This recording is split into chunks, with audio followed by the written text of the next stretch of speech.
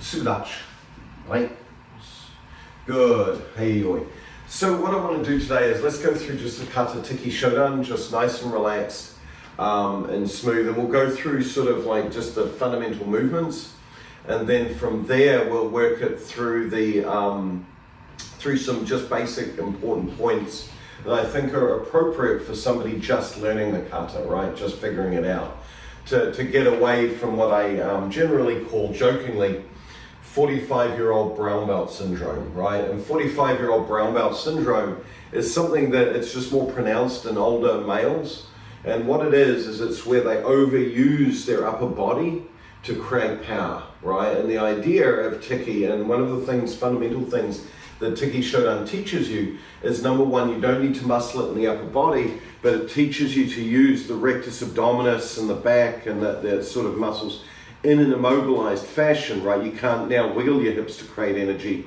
So what people do is they tend to overemphasize their upper body, their shoulders and chest. And so, but that the kata is about helping derive and bring that energy back down to the center. And so it's kind of a tricky one that way. So it's about this idea again of generating power without moving your hips much, or moving them very slightly, but then at the same time sort of helping remove that over-reliance on upper body strength. Okay, so let's just from here, we're just going to go through it quickly one side. Have you done it at all? Okay, so let's go through it once this way, and then what we'll do is I'll probably flip for the rest. So just from here, just so that we're on the same page. Hey, oi.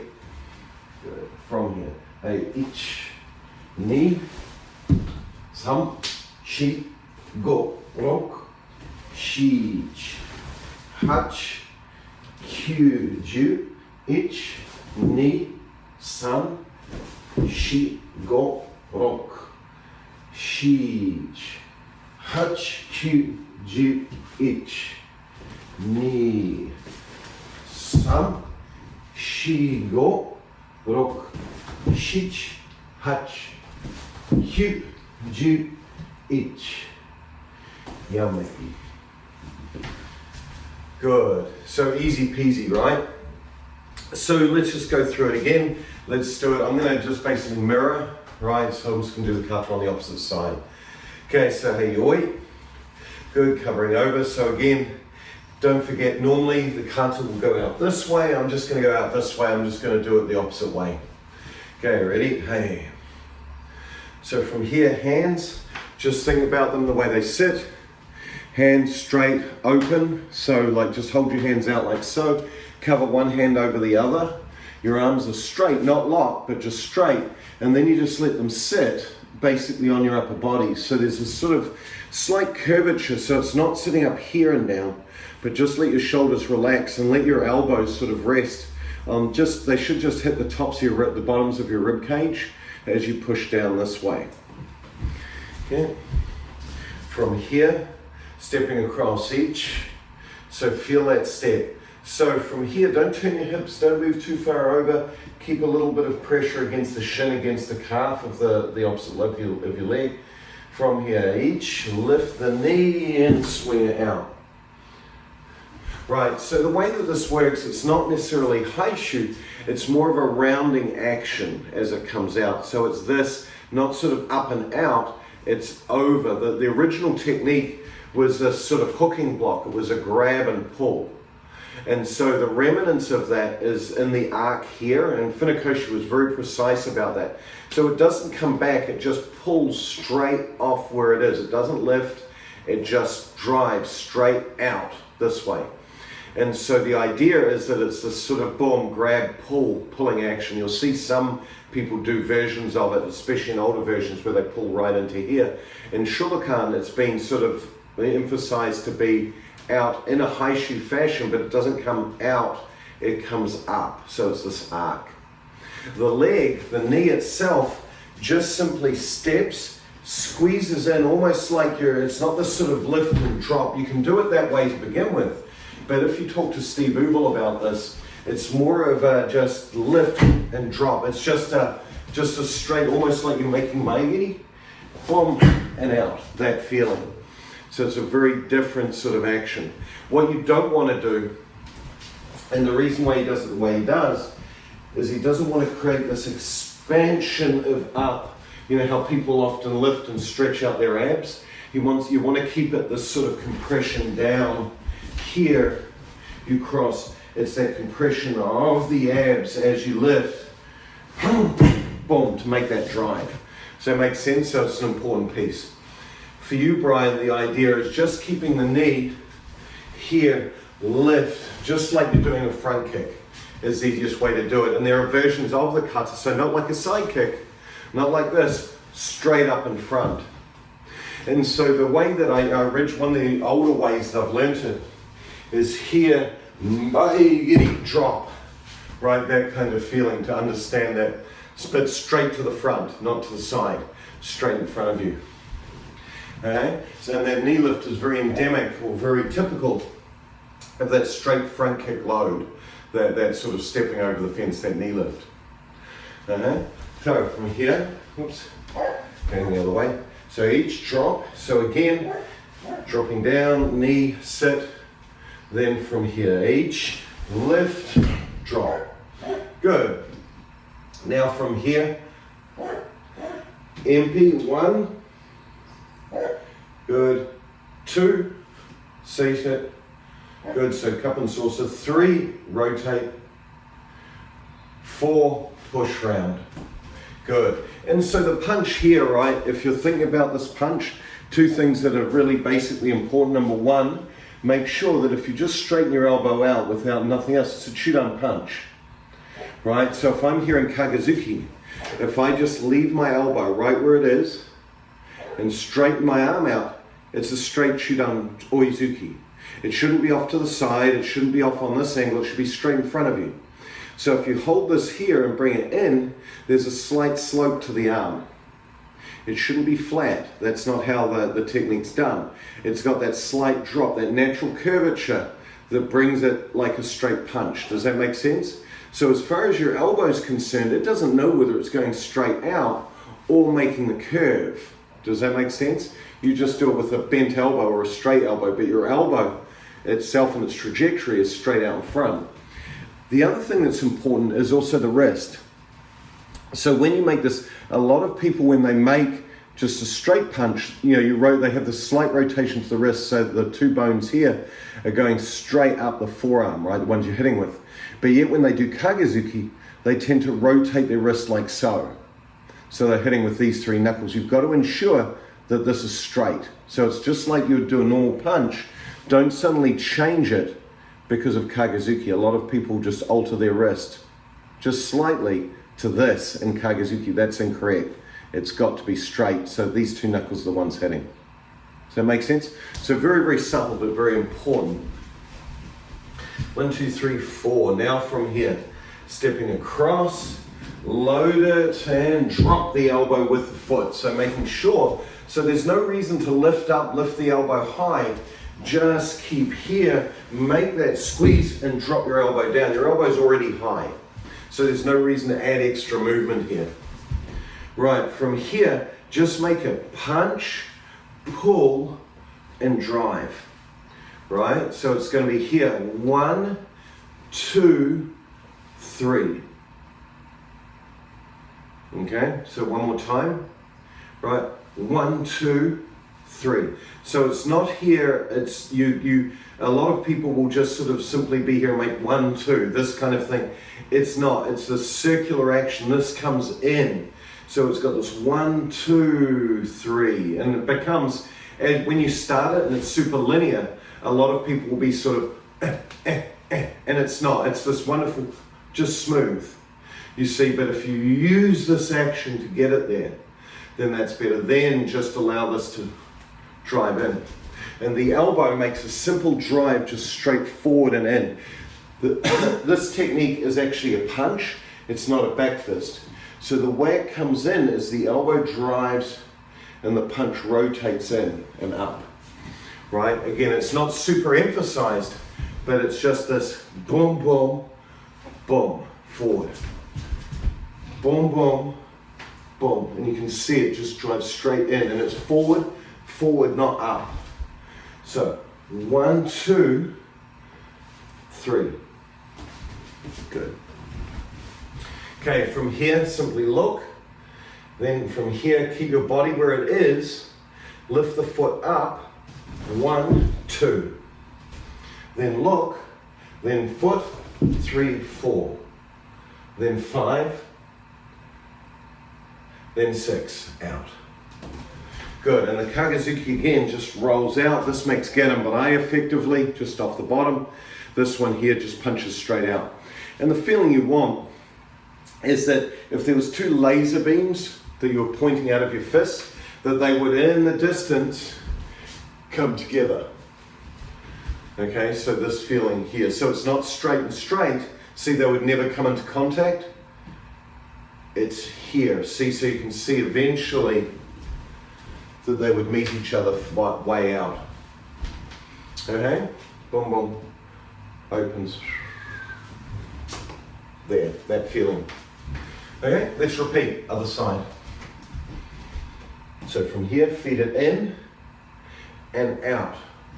Boom. So again, notice the curvature, flat and then turns over. Whoa, as it makes that action. 1, 2, 3, 4, 5. Think of that Kagazuki, good. So don't lift your shoulder up to make it, just punch it out, boom. Right, it's a low technique, right? It's keep it chewed up. And from here, step across, 5. Don't lift the shoulder, just touch your chest, boom, push it out. Good. Now 1, 2, 3.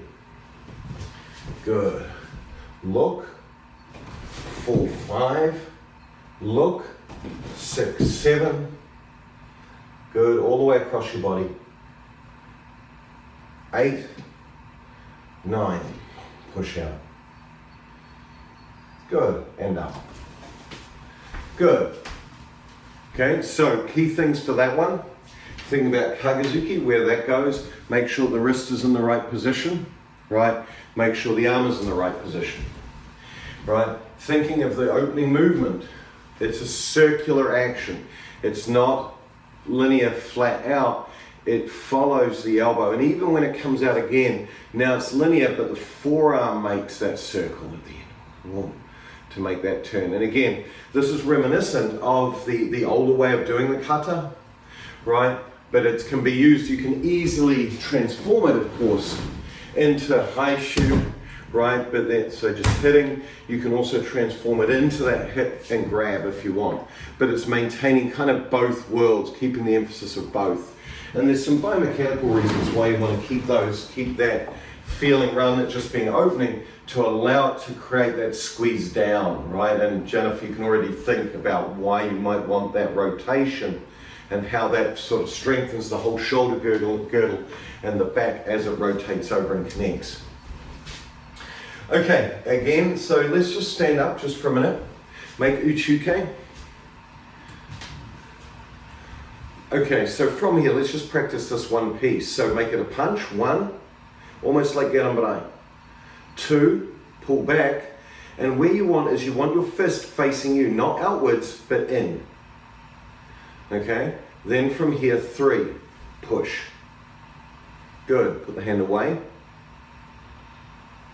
1, 2, fist faces, 3 and in. Good.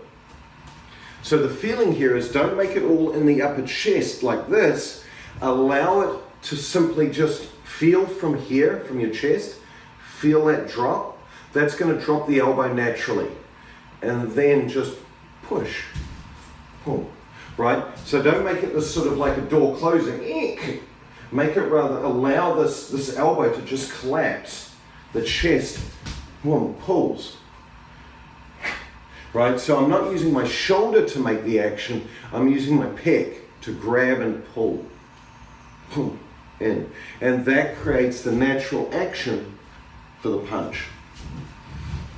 Second thing is that sometimes, this hand position confuses people sometimes. So it's here, it's this way for this reason. when you make the block back, when you make this block, this sort of hooking block here, if you do it with the hand that's out, what happens is there's no connection in the frontal delt, and so what happens, it's very hard to control how far back that goes. So if you're just here and you turn your fist out, so like you're out on this tee, turn your fist out so it's pointing like that way. Now from here, just relax your shoulder back. Notice all the shoulder room you've got back before your body has to move. Now turn your fist, now pull, it stops. You see what I mean? So what happens is this creates the shoulder stability to be able to make the block back and then drive forward. If I turn my wrist, whoa, it can go all the way around. And so what this does is this becomes important because you're thinking about where and how your opponent is moving with you, if that makes sense, about where they're going, right? So boom, boom, boom, boom, boom, boom. The other thing that's sort of, this is a very minor point, Brian, you don't need to worry about this, but when you make this technique, remember that it's hit, hit, hit. How far back do you pull this arm? This one? It technically, as you get better, so initially, Brian, I just want you to take it back to max as far as it goes. But in reality, because this hand's out and punching, their arm length is going to be considerably shorter. So if you're a short person, there's two things you want to do. If you're shorter, you want to expand this all the way back. So you just throw their hand all the way as they're punching towards you, block it, and it tinks off and it goes. So you can make sure you come all the way in. You've got to expand this all the way, this one, all the way back. If you're tall like me, you want to change the technique and it actually stops here. It actually stops a little bit closer. Rather than here, it stops here because you want to remain in contact with that hand because you're right on the inside. If you're shorter, you want it to go all the way back because you're way on the inside. Does that make sense? So as you go, so for me, if I'm in, I'm going to hit here because they're already punching at me, boom, boom, boom, I block. It's got to be here, their fist will stop here. If I'm shorter, I'm closer, so my block to get to that wrist and get to this part, I've actually got to pull my arm further back because I'm further in, I'm closer to them. And so that's something that you want to change. Meanwhile, if you go to something like Tekki Shodan, where it's actually all held here, then what you do is you then bring it all the way back, right? So there's subtleties depending on your size to how the kata might change, right, depending on the application. So once again, let's try this. So left hand out, making the rotation. From here, just make it just this punch twist. So 1, 2, just that. Right, now from here, let the pec relax, 3.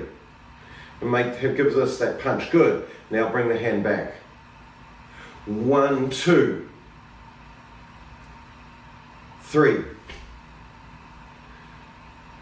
Good, bring the hand back. Right, 1, 2, bring the hand back. 1, 2, 3.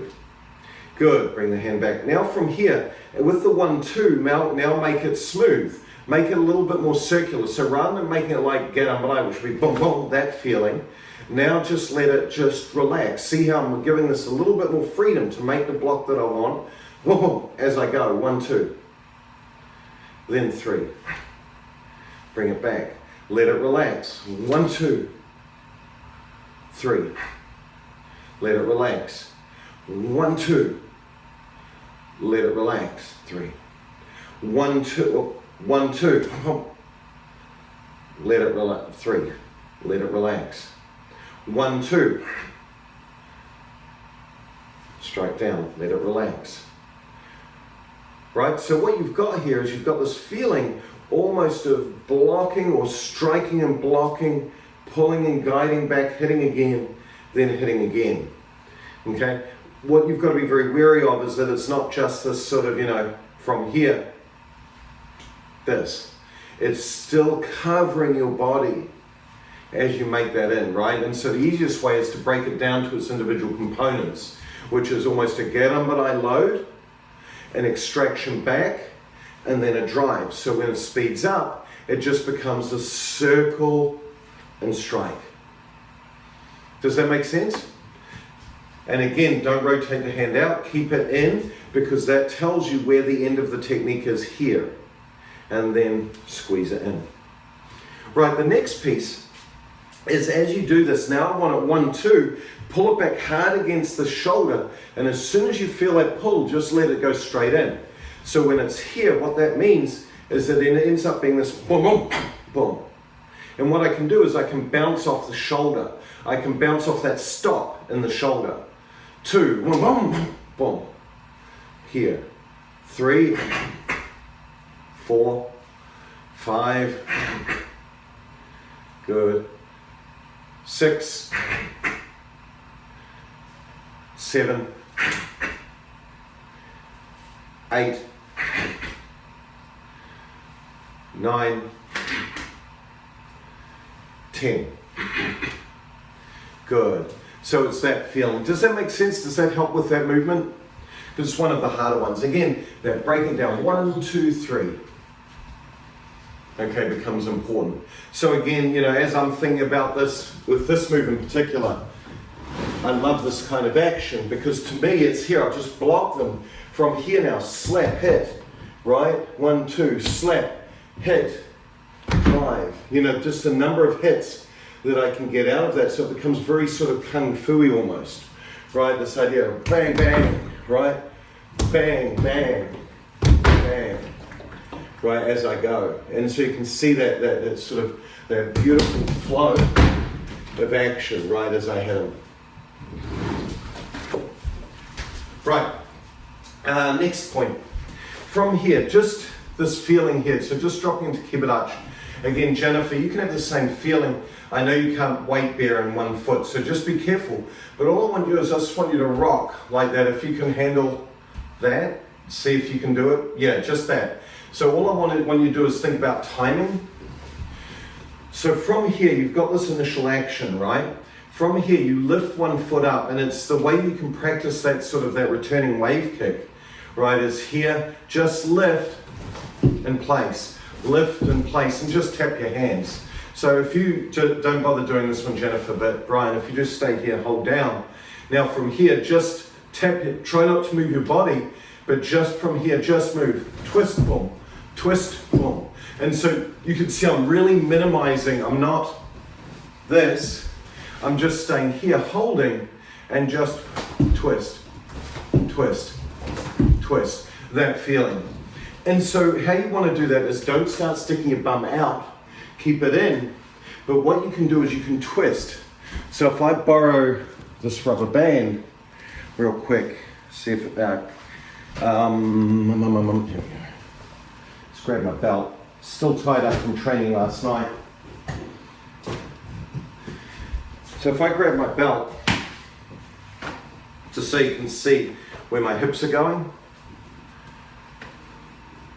you want to be able to turn your hips as you do this action. So if you watch, if I'm just putting this just sort of straight down the middle, right, so you can sort of see. So as I go, as I do the returning wave kick, my hips don't just stay sort of linear here, they actually turn. So what I'm going to do is as I make this action, it's going to be here, and just watch my belt, watch where it goes. Turn, push, turn, push, turn, push, turn, push. So while I'm here, there's this twist, boom, push, twist, push. You see, and it's very subtle, it's just a slight turn in the hip, but that allows me to maintain my balance as I make that rotation, as I make that drive down. You see what I mean? So I can be here now, and I can just twist and push, twist and push. Does that make sense? Rather than feeling like I have to stand here like a big jogger, and it's all stiff and stuff, right? So the hip can make that rotation and just drive down. So what you want to do is you want to feel connection between your body lifting and twisting, so between here and then pushing down. You see what I mean? So there's a definite here of the twist, then the relaxation back down into the stance, yeah? You want to coordinate the arms, the second half of that rotation down with the arm movement. So the arms remain still, right? The arm remains still here. I make the rotation of my hip, then I use that together. I leave this here, then I make the rotation. You see what I mean? So the lift, the reason is that what these moves are doing is you're holding on to somebody here. This represents grabbing. You're grabbing them here and grabbing them here, right? That's kind of the action that you want. And so if I'm holding on to somebody and I'm kicking their legs out, right? So there's two things you could be doing. You could be hitting them on the up, or you could be hitting them on the down.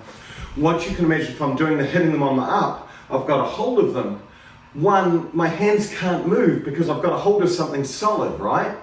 So what's happening here is I'm up, kick the knee up, then throw them to the side. You see what I mean? Kicking the knee up and throwing them through the hole.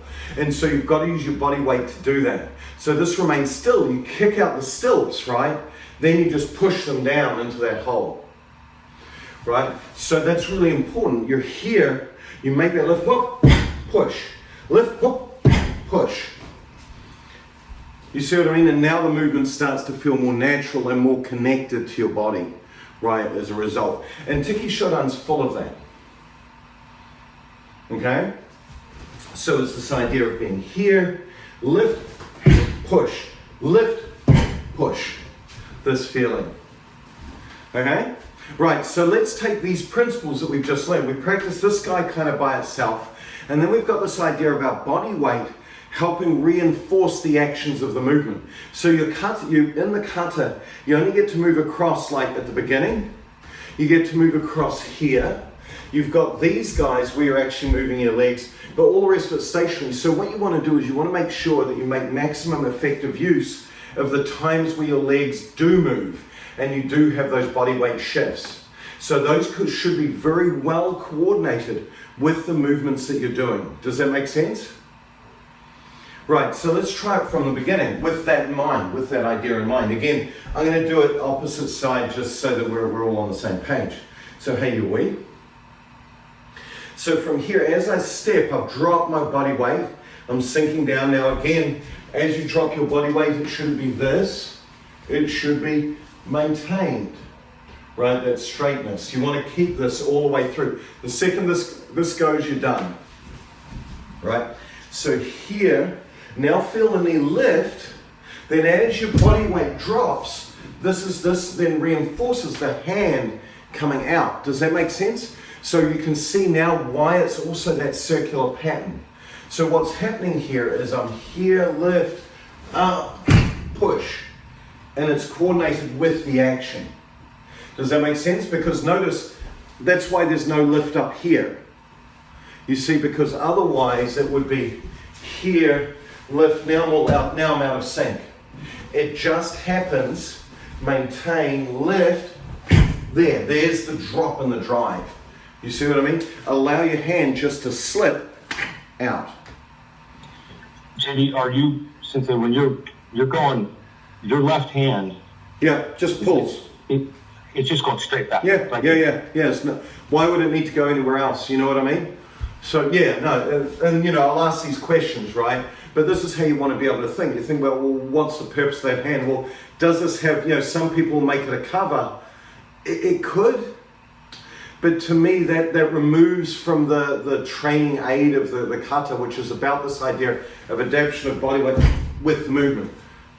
Boom, just straight in, thump. And when you go back to like the Kyohan, some of the original texts on this, they don't do it.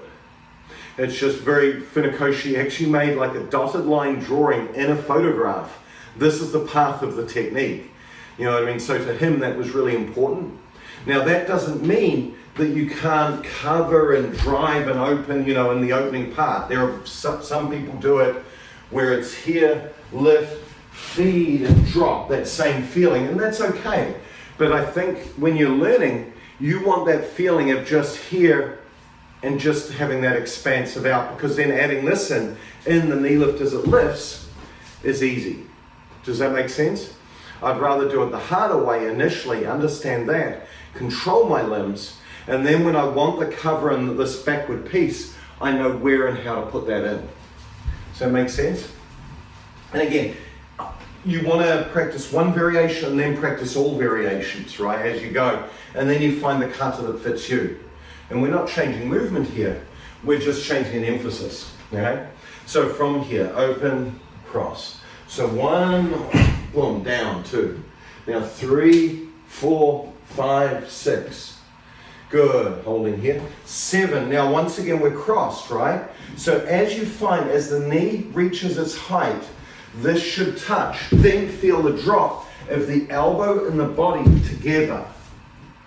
You see what I mean? So if you're across here, feel the knee lift, boom, as it reaches its height, and then allow this, so no. So bring this actually to touch, grab your nipple. So as you're here, you step across, feel that lift, reach it in, and then pull it across. There, you see what I mean? And so what you can do now is leave your elbow right where it is, feel the reach here, then drop, boom, and feel the elbow sink as your body weight sinks. So what you're doing is, the first one was about this idea of this hand out and squeezing. This one here now, the opposite leg is a squeeze as it drives. Okay? So you're here, feel it lift, drive. Good. Now 1, 2, 3. Now again, remember, just rotate the hips, keep your body straight. 1 and 2, 3 and 4, 5, 6. Good. Reset. 1, 2, 3, 4, 5. Keep it. 6. Lift, knee, drop. No, so don't make it this big, this big over the top. Just touch. Just bend your elbow. Boom. And then sink. Sink. Sink. Sink. Just like, oh, you don't know it yet. Just like Basotho. Right? It's the same thing. Okay, so we're down from here. Wait a minute. Feet, 1, 2, 3, 4, good. Here, boom, lift, drop, good. Now from here. Now 1, 2, 3, look. 1, 2, look. 4, 5, 6, 7. And up. Hey. Make sense? Okay, so let's do it a slightly different way. So this is just basically, all we've talked about here is really hand positioning and a little bit of timing, right? So there's 3 things that are really important with Tekki to get it at the beginning. Number 1 is making sure that you're timing it, that your position, your elbows are down and sort of relaxed and don't stick them out. Keep them down, right? 1 fist width off, right? So if you look at this position here, for example, which is pretty predominant in the kata, everyone's like, oh, well, this must be on the wrist so I can rotate. Well, there's a reason for that, right? Because if I'm on the wrist, that means if this arm here goes straight out, it's a Shodan punch, right? This is already linearly firing. It's not here, it's here. So that's already set, that's already halfway out. The opposite hand, right, where the wrist can bend, so it's not sitting on top of the hand, it sits on top of the wrist. Yeah, there, right, so the wrist can bend. If you look at that, and again, if I put my finger here, holy crap, it's Kagazuki. You see what I mean? This is the structure. If I have my hand on top, if I have my elbow on top of my hand, notice that's either done one of 2 things. It's either moved my hand over, which means I'm off target, wrist on target, right? Or I've had to move this across, which means now this is disconnected. Does that make sense? So all of this matters. All of it matters. Boom, boom. See? It's all right there. It's right where I want it. Okay? So that's important. So number 1 is having that nice, good position, elbow position throughout. Number 2 is making sure, well, that's not the first. The first one is actually keeping your back straight throughout, right? Making sure that this doesn't stick out at any point. Number 2 is making sure that these elbows and hips are connected together. Number 3, right, the idea here is the timing. When you're allowed to move your feet, that the movements are coordinated. You're using that falling action, that weight of gravity, to then allow the movements to work. Does that make sense? So it's almost like you're doing karate like this. It makes no sense to go, you know what I mean? It's got to be timed with your body, right? So those are the key pieces. The last piece is how do we now force it to really engage your abs, right? How do we force it to engage the center part of your body? So I'm going to give you a drill. This is not how the kata is done, but it's a drill to help you improve the kata, right? And so this was coined by a good friend of mine, Matt Payne. And what you want to do is you want to remember that Tekki Shodan is a very different kata from all the hands that you've done before. It has a completely different name, but also its feel is very different. It's what we call a shorei kata, which is a heavy kata. Okay, all of the hands are what we call shorin. They're dynamic, they're moving, they're shifting. This one, the movement is far more constrained, right? And it has the easiest way that I would describe it, just has a heavier feel, right? And the reason is probably because you're grappling with somebody, and so you've got to have this good use of center to be able to grapple with them. Unlike if you're doing something like shifting, moving, boom, hit. If there's a grab, it's to pull yourself in to hit them, you know what I mean? Whereas this is you're actually in there, you're grabbing, you're fighting tight, right? It's really kind of nasty. This is a really nasty, in close and fighting kata. And to do that, you've got to have the correct use of your abs. And so what happens is that what you learn from Tekki then moves through all of your karate. It infiltrates everything. But you've got to learn to do the kata right. So let's do it once, and I'm only going to do this once, with the way that can help you train to make it better dynamically. So what I want you to do is normally, when you're accelerating your technique, when you're using the muscles as you're moving, right? What I want you to do is I want you to make the kata from being, to be isometric. So what you're going to do is in each movement, in the hold of the movement, once you've made the shape, I want you to push and squeeze it in the way that it's wanting to go. And then what you're going to do is the movement where I count, you just let that go and let the next action happen. Then you're going to push and squeeze. Does that make sense? Now what I want you to do is not push it through your shoulders, but push everything down into your abs. So don't make it up here, push it down and feel your abs being the center. Feel it tighten here, not up here as you do it, okay? So let's do the whole kata that way. So you're going to put one hand on top of the other, and what I want you to do is I want you to push up and down as hard as you can. And so what you notice is as you push up and down and your elbows are touching, notice how the top part of your abs automatically flexes? That's the feeling. Does that make sense? Notice how it's not in your shoulders, it's not up here, it's actually, all of this engages as you push up and down. That's the feeling you want. So keep that pressure on. So now keep the pressure on, step across, knee lift, now let it go. Now what I want you to do is I want you to push out and back. So screw this hand down, pull this out, and squeeze across your shoulder blades, and then down into your abs. So it's here, this, and keep it pushing. Now let it go. Now what I want you to do is I want you to push with your elbow forward as hard as you can. Push back into it as hard as you can with your other hand. Now let it go. Now push up, push down as hard as you can. Now let it go.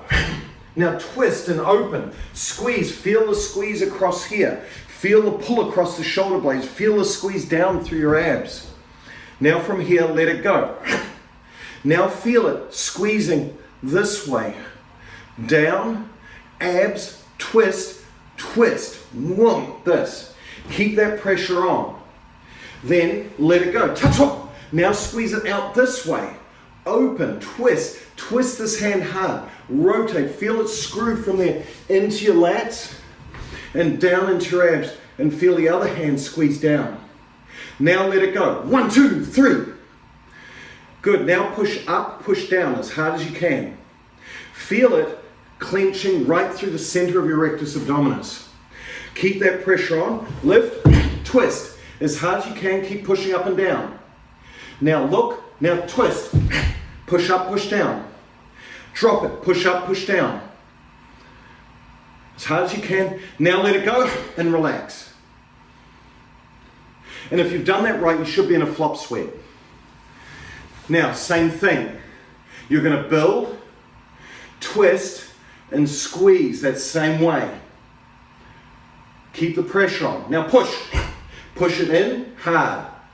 Now down. Push it up and down, hard. Now rotate. Push it out hard. Feel the squeeze. Don't let it go through your shoulders. Now push. Screw it down, hard. Come across. Keep that pressure on. Let it go. Push it, rotate it out, hard. Good, now let it go. 1, 2, 3. Push up, push down, hard. Look, keep pushing up and down, hard. Look, keep pushing up and down, hard. Down, up, down, hard. Relax, and up. Okay, so what you find is that this should then be working here. It should be working your chest. You'll feel a little bit of shoulder, right? You have to because your arms are moving. But it's really about the muscles that should be more tired. Should be here, the pecs themselves, your psoas between your shoulder blades, and that's it. Your shoulders should have a little bit of work, but if you find your shoulders are like screaming right now, you've got to push everything further down. Does that make sense? And that's how you practice Tekki, to understand how to start putting that strength in the right place. Does that make sense? To get rid of, I call it 40-year-old man syndrome, right? Or 40-year-old brown belt syndrome, right? And that's the key thing. That's important to practice. There's a lot of other things, subtleties within the kata, but at the moment what we've done is we worked on a couple of things. Posture, shape, especially of those elbows. If those elbows are up, like if you're here and you push up, push down out here, notice it's all on your shoulders. Push it down, now you can connect it. You feel all this start to connect. You see what I mean? And so that elbow position is key. Then we worked on the idea of timing, body weight, body weight, body weight, body weight, right? Shifting with it and making use of that. And then finally, I gave you a drill to really think about how to start connecting this and really feel that and work on that. So what you want to do is probably when you're beginning with this kata, providing you have the shapes and the positions right, once you have that, I would do it exclusively this way for a good month, right? It builds up fitness, strength, but then also gets you used to understanding the connection of these muscles. Then when you actually practice the kata for real, the kata becomes this. You see, and I'm still all connected here. You see, because my body understands the feeling, I've forced it so far the other way that it now just does it naturally. And then what we can do then is we can move into the subtleties of all the hip action for the movements where you're not moving your hips, because there's a lot going on there. Okay? Good, so let's stop here for today. Hey, Sudach, right? Good, thanks very much. Be good. Hopefully this was useful.